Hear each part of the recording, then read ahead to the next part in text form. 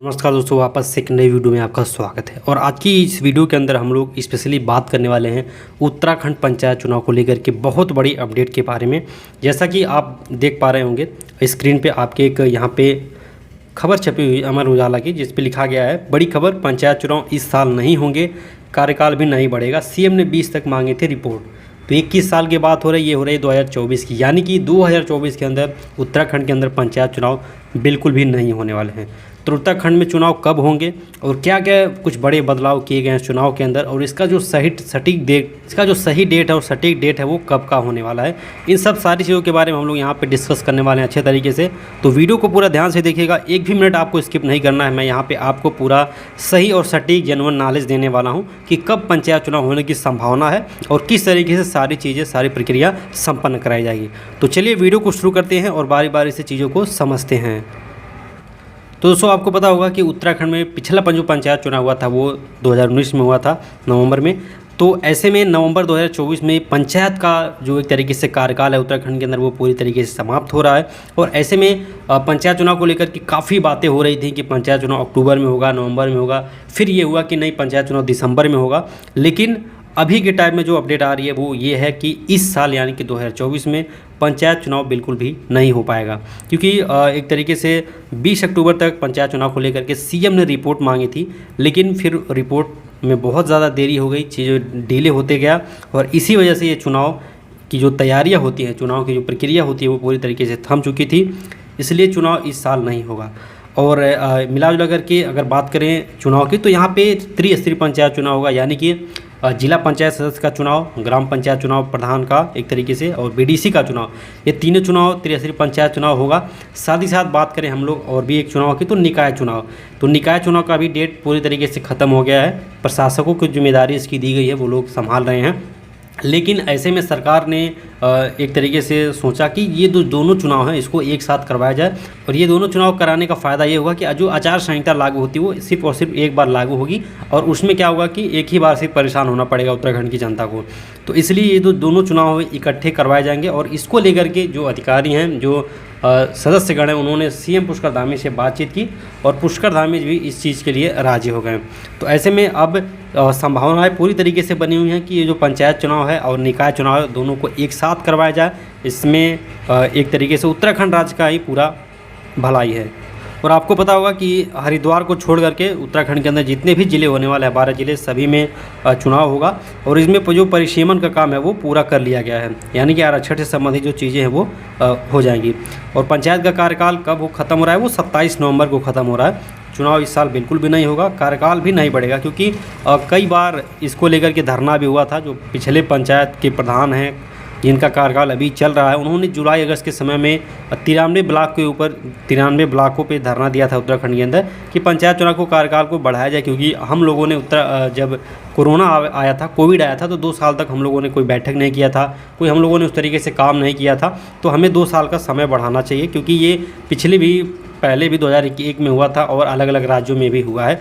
तो इस चीज़ को लेकर के काफ़ी धरना प्रदर्शन हुआ था, लेकिन यहाँ पे कोर्ट ने एक तरीके से स्पष्ट कर दिया है कि कोई भी एक तरीके से कार्यकाल नहीं बढ़ने वाला है, और इसमें कोई भी ऐसा प्रावधान नहीं है कि कार्यकाल को बढ़ाया जाए। तो ऐसे में जिनको भी लगता है कि कार्यकाल बढ़ेगा तो वो लोग सतर्क हो जाए, कार्यकाल बिल्कुल भी नहीं बढ़ेगा और चुनाव अपने तय समय पर ही होगा। तो इस साल चुनाव नहीं होगा। चुनाव का एक तरीके से अगर अनुमानित डेट बताया जाए तो वो फरवरी मार्च में बताया जा रहा है, यानी कि नवंबर में 27 नवंबर को कार्यकाल ख़त्म हो रहा है। और ऐसे में तैयारियां धीरे धीरे चल रही हैं और तेज़ी से भी हो जाएंगी, और अगले वर्ष 2025 में फरवरी से मार्च के बीच में पंचायत चुनाव होने की पूरी संभावना है। और वोटर लिस्ट में भी बहुत जल्दी काम शुरू होने वाला है, और जो परिसीमन होता है पंचायत चुनाव के लिए वो परिसीमन हो चुका है। पहले क्या था कि पहले जो ग्राम पंचायती जो टोटल उत्तराखंड के अंदर वो 7,796 थी, तो जब परिसीमन हुआ है तो इसको बढ़ा करके 7,823 कर दिया गया है। और ग्राम पंचायत में जो वार्ड थे 59,219 थे, और वो बढ़ करके अब 59,357 हो गए हैं। जिला पंचायत की जो सीटें थी वो 385 से बढ़ करके 389 हो गई हैं। और हालांकि क्षेत्र पंचायतों की संख्या बढ़ने के बजाय, जो क्षेत्र पंचायत की संख्या उसको बढ़ाने के बजाय 3,162 से घटाकर 3,157 हो गई है। लेकिन शहरी विभाग की ओर से कुछ निकायों का विस्तार और कुछ ग्राम पंचायतों को नगर पालिका क्षेत्र से भी बाहर किया गया है। तो ये कुछ बड़े बदलाव इसमें किए गए हैं। और यहीं पे अगर बात करें चमोली जिला, चंपावत, नैनीताल और उधम सिंह नगर जिले के, तो कुछ क्षेत्रों में नए सिरे से दोस्तों परिसीमन यहाँ पे होगा। और जिससे क्या होगा कि इन जिलों में ग्राम, क्षेत्र और जिला पंचायत की सीटें घट और बढ़ सकती हैं। पंचायती राज विभाग के संयुक्त निदेशक मनोज तिवारी के मुताबिक परिसीमन के बाद शहरी निकायों में कुछ गाँव भी शामिल हो गए हैं, कुछ निकाय से बाहर भी हुए हैं गाँव। मतदाता सूची का भी दोस्तों अगले साल जनवरी तक पुनरीक्षण किया जाना है। तो पुनरीक्षण के बाद मतदाता सूची पूरी तरीके से तैयार हो जाएगी और ऐसे में अगले साल फरवरी मार्च के बाद चुनाव पूरी तरीके से होने की संभावना बन रही है यहाँ पे। और पंचायतों का जो कार्यकाल है उसको बढ़ाने को लेकर के जो एक्ट है उसमें कोई ऐसा व्यवस्था नहीं है। सरकार चाहे तो पंचायत प्रतिनिधियों को बना सकती है प्रशासक। जी हाँ, ये भी बड़ी अपडेट है।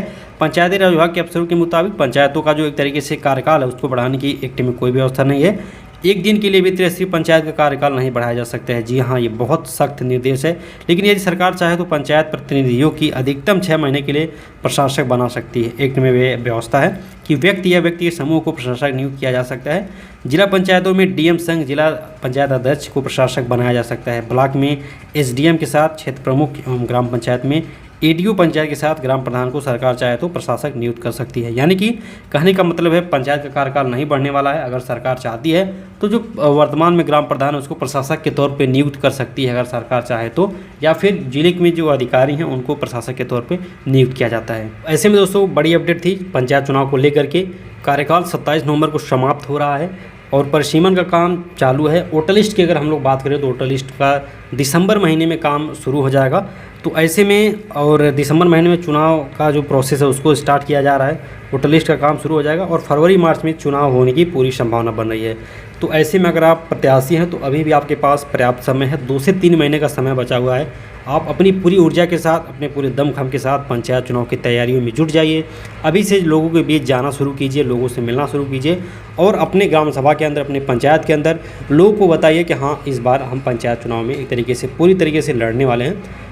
और साथ ही साथ दोस्तों मैं आपको यहाँ पे कुछ तरीके बताने वाला हूँ जो आपको काफ़ी हेल्प कर सकते हैं। आपको ग्राम सभा में लोगों के संपर्क में हमेशा रहना है। जो भी आपसे बन पड़ता है किसी भी प्रकार का सहयोग, आप अपने हिसाब से सहयोग करिए हर तरीके से, तन मन धन से ग्राम सभा में लोगों का। इसके साथ साथ दोस्तों आपके ग्राम सभा में कौन सी योजनाएं अभी चल रही हैं, पिछले 5 सालों के अंदर कौन कौन से काम हुए हैं, कहाँ पे कितना पैसा खर्च किया गया, इसकी भी जानकारी आपके पास होनी चाहिए, ताकि जब आप एक तरीके से पंचायत चुनाव लड़ करके नए प्रधान नियुक्त हों तो आपको पूरी जानकारी होनी चाहिए कि कितना पैसा आता है, कहाँ पे किस तरीके से काम हुआ, ये काम हुआ कि नहीं हुआ, सिर्फ ज़मीनी स्तर पर दिखा करके कागज़ में इसके पैसा ले लिया गया है। तो ये सारी चीज़ आप कैसे पता कर सकते हैं, उसके लिए आपको आपकी ग्राम सभा में जो काम हो उसकी पूरी डिटेल चाहिए। तो हम आपको यहाँ से प्रोवाइड कर देंगे, चाहे वो काम मनरेगा के अंतर्गत चल रहा हो आपके ग्राम सभा के अंदर, चाहे वो 15वें के अंतर्गत हुआ हो जैसे नाली, खड़ंजा, हैंडपम्प, रिबोर, स्ट्रीट लाइट, इन सब चीज़ों की जानकारी आपको देंगे। साथ ही साथ पेंशन कितने लोगों को मिल रहा है, आवास की सुविधा ग्राम सभा के अंदर कितने लोगों को मिली हुई है, शौचालय की सुविधा कितने लोगों को मिली हुई है, ये सारी लिस्ट, ये सारी सूची हम आपको अपने माध्यम से उपलब्ध करवा देंगे। तो आपको करना कुछ नहीं है, स्क्रीन पे जो आपको नंबर दिया गया है इस पर आप व्हाट्सएप मैसेज कर सकते हैं या कॉल पे बात कर सकते हैं और उसके बाद आपको सारी जानकारी दे दी जाएगी। बहुत ही मिनिमम चार्ज उसका रखा गया है। आप जैसे ही पेमेंट करेंगे काम स्टार्ट हो जाएगा। और अगर आप पहले सैंपल चेक करना चाहें 2-4 फाइल मंगा करके आप सैंपल भी चेक कर सकते हैं। और ये जो चीज़ है आपको पंचायत चुनाव जीतने में बहुत ज़्यादा मददगार साबित हो सकती है, क्योंकि इसके पहले भी जहाँ पे भी पंचायत चुनाव हुआ है वहाँ के लोगों ने हमसे संपर्क किया और इस चीज़ को लेकर के उन्होंने काफ़ी अच्छे तरीके से प्रिंट आउट उसका निकलवा करके ग्राम सभा में जा करके लोगों को जागरूक किया और उन्हें बताया कि क्या चीज़ें किस तरीके से आई, पूरे ग्राम सभा में क्या क्या विकास कार्य हुए, कितना पैसा आया। तो ये काफ़ी अच्छा वोटरों पे इफेक्ट डालता है और वोटर्स आपकी तरफ ज़्यादा कन्वर्ट होते हैं। तो ऐसे में ये बहुत इंपॉर्टेंट चीज़ है स्पेशली उम्मीदवारों के लिए। तो अगर आप भी उम्मीदवार हैं तो आपको ये ज़रूर जानना चाहिए कि आपकी ग्राम सभा के अंदर कितने पैसे आए हुए हैं, कहाँ पे कौन सा काम हुआ है। तो उसके लिए आप हमसे संपर्क करिए, हम आपको सारी जानकारी देंगे।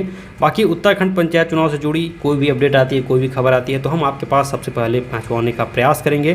तो ऐसे में आप चैनल को सब्सक्राइब करके नोटिफिकेशन ऑन पे क्लिक करके छोड़ दीजिए, ताकि जैसे ही हम वीडियो अपलोड करें आपके पास कोई जानकारी पहुँच जाए।